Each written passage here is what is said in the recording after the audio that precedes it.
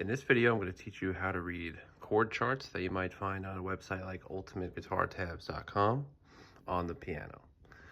So first I wanted to go over different types of chords you might see. I'm not going to teach you how to play these chords. I'm just going to go over what you might see and what they mean. So I just use G chord as an example, just so it's more consistent. So you might see the letter, just the letter of the chord. If you just see the letter, that means it's a major chord. If you see GM, or just whatever letter, and M, it would be a minor chord. If you see 7 next to the letter, then that means it's a dominant 7th chord. If you see G major 7, that means it's a major 7 chord.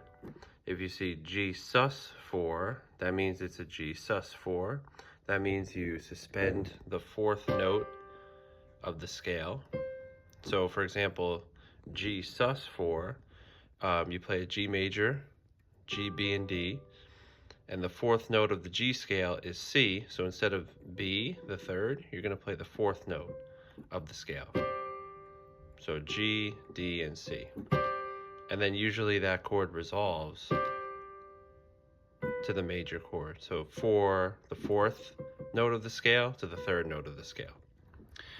If you see G over E, or just any letter over with a slash, so in this example, it's G over E, so the right hand would play the G on the left side, the chord, so G major, and then over E means the left hand plays the note E. So it could be literally anything. It could be G over F, it could be F over G, it could literally be any two, but the left letter is the right hand chord and the right letter is the left hand note. N.C. that means no chord. So if you listen to the song you're trying to play, you should hear no chord at that spot in the music. And then 2 more I thought of were G aug. That means G augmented. That means you're playing the major chord, but you're raising the 5th of the chord. And finally, G diminished. So if you start with the major chord, then you're flatting the 3rd and the 5th of the chord. And those are all the ones I thought of. I'm sure I missed more, but if I missed more, leave a comment with ones I missed. Next, I'm going to talk about how to read the actual chord charts from ultimateguitartabs.com. Okay, so there's 2 versions of chord charts. There's one that gives you the actual chords, and then there's one that might say, that might have the chords in a different key.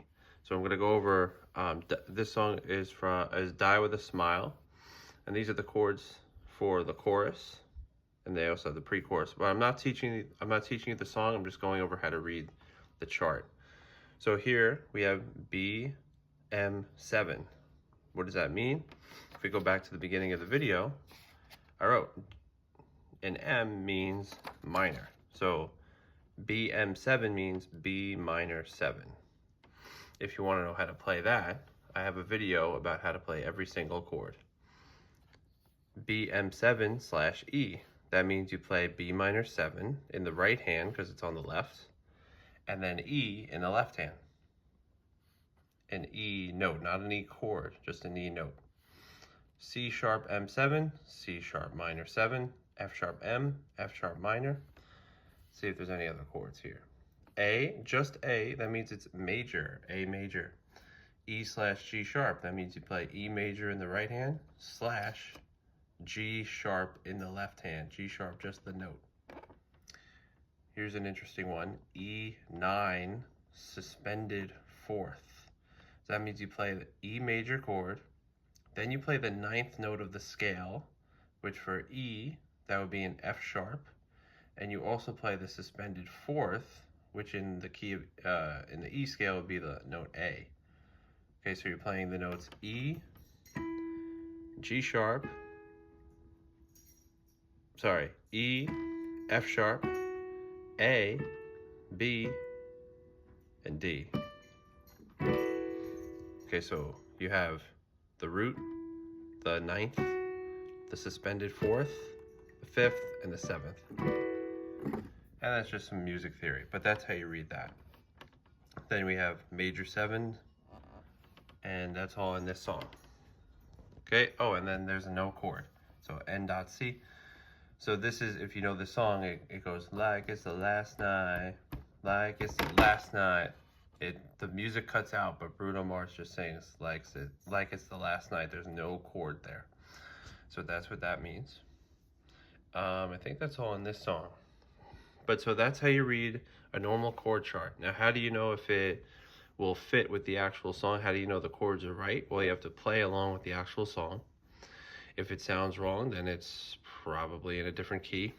Most of the time, they are correct, but you do have to play along to see if it's right. So sometimes you'll get the song in the correct key with the right chords, and sometimes you get a chart like this. This is Please, Please, Please by Sabrina Carpenter, but it says key of A, but then the chords are in the key of G. So then you look up here and it says capo, 2nd fret. This is a guitar chords website after all. So basically a capo means that on a guitar you put the capo on a fret on the guitar and it changes the notes. So on the piano, of course, we can't do that.